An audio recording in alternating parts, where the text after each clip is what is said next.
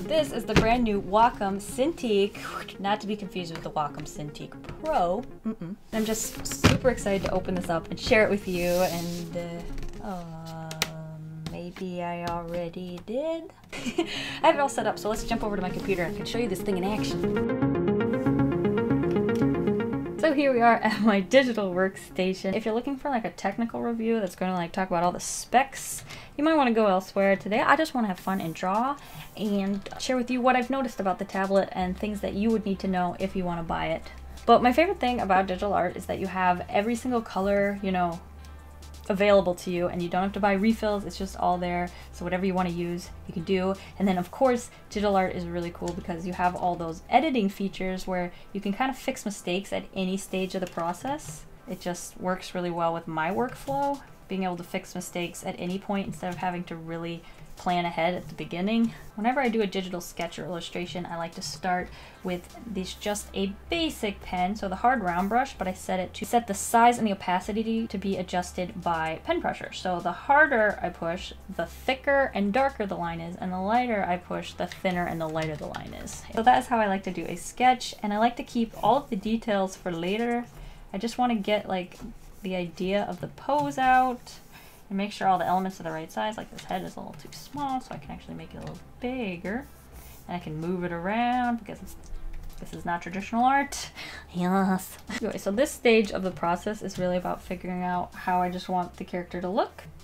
And you'll notice, like, for the eyes, I'm just drawing sort of dots, and the mouth is like a triangle. I'm not putting a lot of detail into that because I don't want to get too attached to anything if I have to change it in the future. And the more time you put into something, the worse you're going to feel when you have to, like, you know, erase the whole thing. So I like to start very simple, make sure I like the idea before I put too much, you know, time and effort into it. Something I don't really like about Cintiq versus like other brands is that they have such a large frame that goes around the screen. Like, I don't mind this size. I think this size is perfect, but the screen is like, you know, so small. And then imagine if that screen went all the way to like this edge, have so much more drawing space, and I think it'd be a little bit cooler. But then again, I'm used to drawing, my old tablet was 6x9, so like, you know, this big. So I'm used to be able to go from the center of Photoshop, moving my hand like this far and being able to reach these. So one of the things I had to get used to when I moved on to this, or even the Huon that I was using for a while, I realized how much time it takes me to go from here to way over there. Like, it doesn't look very far to you, but it just feels so different for my like workflow, and I had to get used to that. That probably sounds really stupid. And if you hear these clickety sounds, that's me using keyboard shortcuts, which are going to be very crucial if you're going to buy one of these things, because it does not have any hotkeys, which I thought I always wanted hotkeys, but then I tried a tablet that had hotkeys and I just ended up going back to using my keyboard. So I think it's more important to have a smaller tablet and be able to reach the keyboard, for me personally, but you may feel differently. Anyway, I'm really excited about having this tablet because now I can show more of my digital process, and I feel like make a more interesting video in that way. So I've got to keep practicing trying to get like the lighting proper. I don't know how this is working. I've tested it. I've filmed so many like just little short snippets with my camera, trying to like test it with different aperture and, you know, different shutter speeds and things like that. See what looks best, but it's really kind of tricky. It's a very, it's definitely an art, photography, and it's not one that I've practiced for very long. So I'm gonna have to keep practicing with that. And hopefully, I'm gonna add that to my New Year's resolutions. It's still January, I can do that. It's a little not quite art resolution. I want to learn how to use my camera properly, you know? I mean, it has a manual mode. Maybe I should figure it out.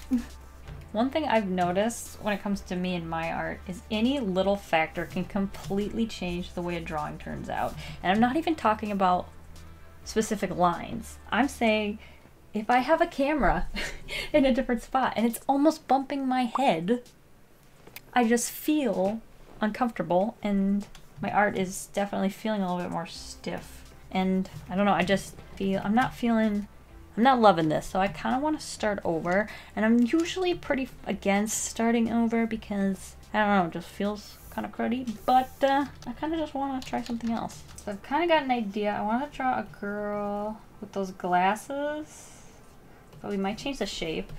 We got eyes, got mouth, and then I want her to have those little like space buns at the top, but then like long flowy hair. Not like Sailor Moon ponytails, but like actual, like it's half up, half down sort of look. Kind of follow it, trying to get the composition to not look boring. So this Cintiq is sort of their budget, more affordable version of the Cintiq Pro. So there are some things about it that, you know, aren't as good as the Cintiq Pro because you're obviously not paying as much for it. So there's actually a slight amount of parallaxing, but it's way better than any Huon I've ever tried. Like this actually feels like I'm drawing directly on the screen. I don't even have to look at the cursor. Do that, get the purple exactly, get that green. Like I don't have to really think about it, which I love. Some of the Huons, they're just like slightly off, so you kind of just have to pay attention. So yeah, this first stage of the drawing, I'm just trying to get all of the elements of her, or the character that I'm drawing, you know, in the page, and then I can go in and start chiseling away at it, look a little bit more detailed or the way that I see it in my head. But what we should do is probably flip the canvas here before I get too attached to it. I'm going to image, rotation, flip canvas horizontal. Just grab this and rotate that a little. And I feel like that looks a little bit better. I'm actually going to duplicate that layer and then go in and start adding a little bit more details. Chisel away at this. Sometimes I'll just draw directly over top of it. Face. I can lower the opacity of the old layer because this is digital. I don't have to erase anything. Add a little shade under the chin. Do I like the layout of this head better? I might even pull that head down a bit. Space buns. I might actually raise that space bun a smidge. I don't like the layout of it. It's actually raining outside, which is part of the reasons it's so dark, so hopefully you can see. Every once in a while it just goes full pressure. Okay, it fixed itself. This used to happen with my old Wacom, but not to the extent that it happens to this that I've noticed. It definitely happens with this thing a lot more. And I've also noticed, I don't know if it'll happen, but I found like this one spot, and it's really hard to like find, but I found this one spot that just goes full opacity every time. And I'm not entirely sure if it's just I get really unlucky and whatever happens that makes it go full opacity always happens when I get to that area of the drawing, or if there's literally just like a dead pixel that makes it go full opacity when I hit it. So here I have the character's body kind of going to the right, but the hair going to the left, and I feel like it adds a little bit of oomph to this drawing. I might even rotate it a bit though. I'm kind of happy with the layout. I think this could be something fun to continue drawing. And this is like the first layer and the second sketch layer, and we have our basic idea. I usually put the clothes in this second sketch layer, so I should probably figure out what I want her to be wearing. Been into scoop necks. Why don't we just give every character ever a scoop neck? Maybe some 3/4 length sleeves. A little high-waisted skirt. Do something like that. Oh, we could. I added this little element, this little slit element to her skirt. We could do something similar to the shirt. That'd make it more interesting. Like that, and then add those little straps. Kind of like something I did recently with a Art Snacks box, I think. But that was for like the neckline. That's kind of interesting. I like just to take something really normal and then just add like the smallest little element to it that just makes it a little bit out of the ordinary, if that makes any sense. Anyway, yeah, I'm liking this, so I'm going to take all my layers, I'm going to group them, duplicate them, merge them, hide the behind layer by clicking the little eyeball, and lower the opacity of that. Flip the canvas again for good measure. Image, rotation, flip horizontal. So for line art, I always zoom way in. Okay, not that far. Maybe somewhere like here. Lower the opacity a ton, so I can like almost barely see it. That same hard round brush, but I turn off the pressure sensitivity affecting the opacity. So now it will always be full opacity. It will only get smaller when I draw lighter and bigger when I draw harder. Now I can zoom in on the face and start doing these eyeballs. So there, we've got the head done. I'm using a size 35 round brush if you're interested. I'm definitely feeling a little bit more comfortable with this camera angle as we go through, so hopefully this picture won't turn out too bad. Oh, one thing I've noticed when doing hair is I don't like to do like a hard line, like, oh, there's the hairline. I like to kind of just do little swoosh swooshs and then leave some spaces where there actually isn't a line. And then you can just color that in, and when you color it in, you'll see the differences between those two sections, and you won't have that harsh line that just, I don't know, I don't love it, so I've just stopped doing it. Oh, something you'll notice, which is annoying when I do a speed paint, but I like to zoom in and zoom out and zoom in and zoom out and zoom in and zoom out a lot. And that's so that you can like get a better view of what you're drawing, and then you like zoom back in and you like fix a little something, and then you zoom out and you take it all in from a distance. And that's very important, because if you spend a lot of time like looking at an ear and you draw like a super realistic ear and it looks perfect, and you zoom out and it doesn't suit the rest of the drawing, it's no longer a perfect ear because, you know, the way it contrasts with everything else. So you really have to zoom in and zoom out and really take it in from a distance and see what everything's looking like. Let's draw these little details. I'm actually going to shrink the brush for this and push a little harder. Oh, did you see that? It went full opacity, and that was not me. How's that look from a distance? Not too shabby. Do this other arm. Okay, that arm. Now that I've zoomed out, I'm noticing that this arm right here is much skinnier than that arm, and I want to adjust that. Oh, cool thing about the Wacom is it actually has a little eraser on the other side, so you just flip it and it starts erasing. Flip it back over and it's a pen. Pretty cool.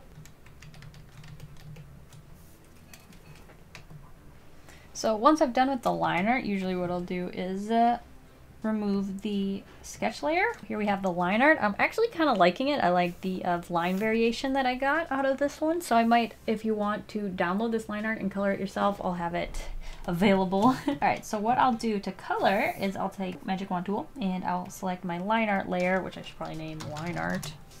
And then what I like to do is just click outside of it. And if you get lots of these little marching ants, is what I think they're called, inside of your line art, it means you haven't fully closed the line art, and there's spaces where, like if you were to pour water in this section, it's getting into the line art. So you can zoom in and just follow along the outside and fill in all those little edges. So you're gonna go around and look for anything where there's like an opening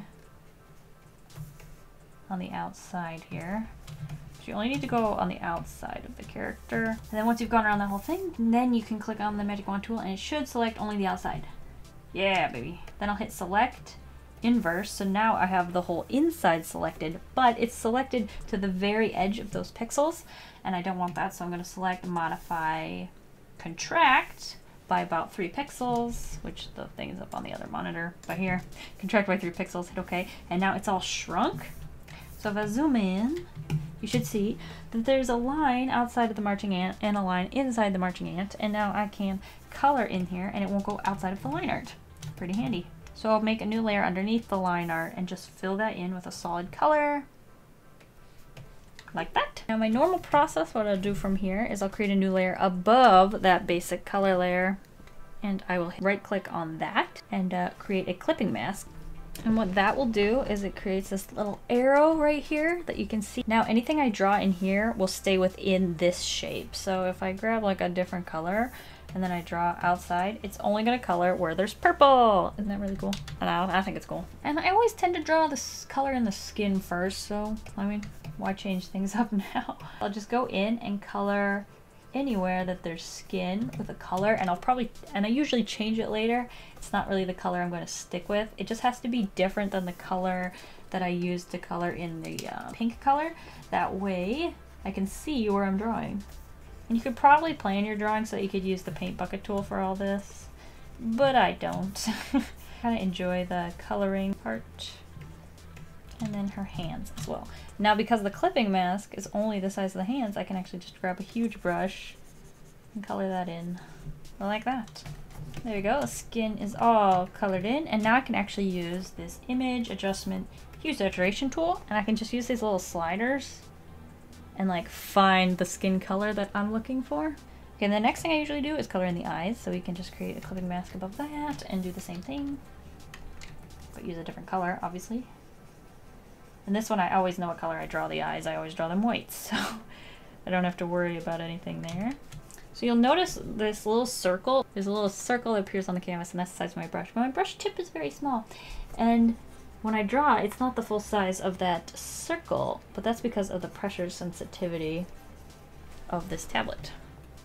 So there we go. There we have our basic colors down, and what we can do actually is take all our color layers, put them into a group, duplicate them, merge that group, turn off the one that's beneath it, and we can actually use this color balance tool, which helps everything be more cohesive.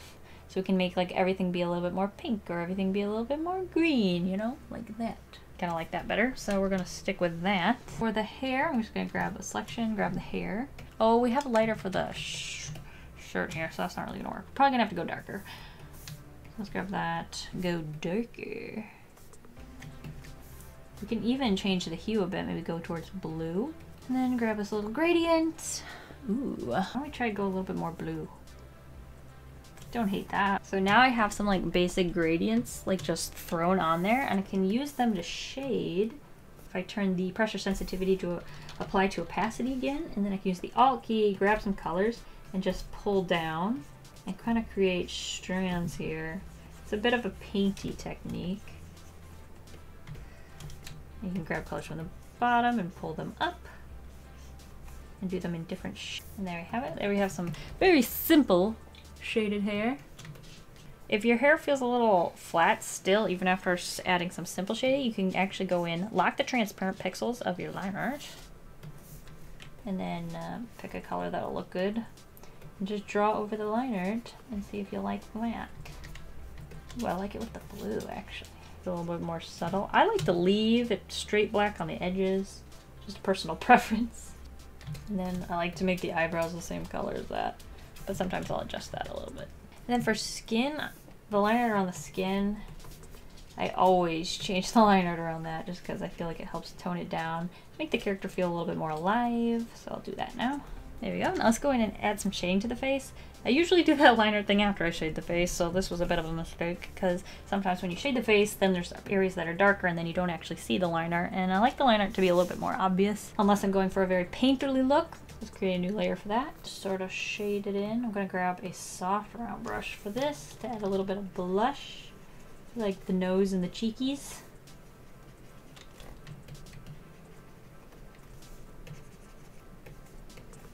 Add it wherever it looks like it needs it.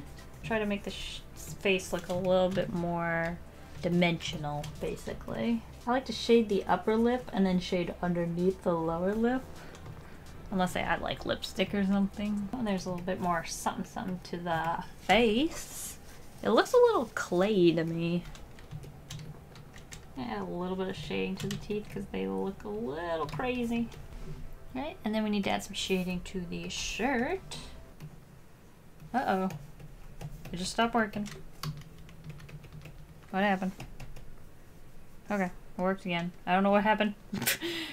I'm running a few programs, so that might have something to do with something. But there, add that to the list of things that have happened. Look at that face. Is the skirt here. Kind of just want to make it look like leather, so I might add just like a streak shine like this. We can actually flip the canvas here. It's been a while since we've done that. Let's see how things look. I'm seeing some problems.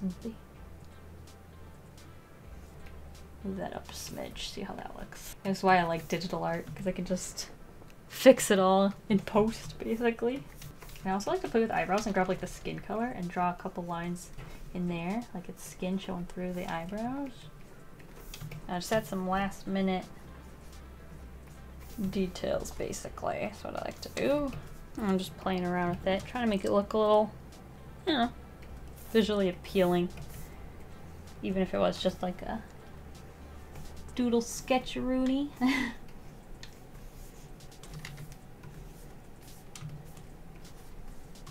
Ooh, what if we duplicate that and add an outer glow? That's set to screen, enlargen it, make it like that green color, and these things will look like they're glowing. Is that kind of cool? Is that interesting? I don't know, I'm kind of just doodling.